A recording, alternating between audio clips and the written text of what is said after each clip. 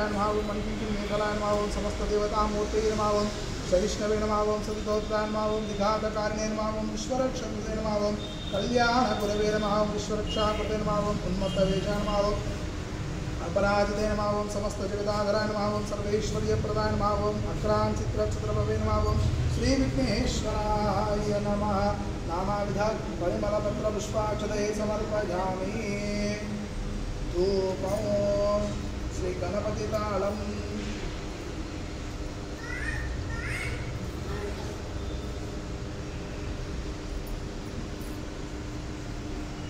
गणपतितालम्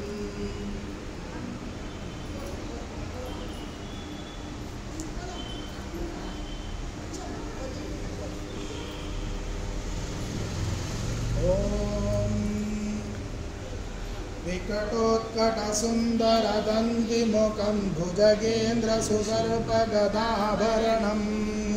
गजनीलगजेन्द्रगणाधिपतिं प्रणतोऽस्मि विनायकहस्तिमुखं सुरसुरगणपतिसुन्दरकेशं ऋषिगणपतियज्ञसमानं भव भव गणपति पद्मशरीरं जय जय गणपति दिव्य नमस्ते गजमुखवक्त्रं गिरिजापुत्रं गणगुणमित्रं गण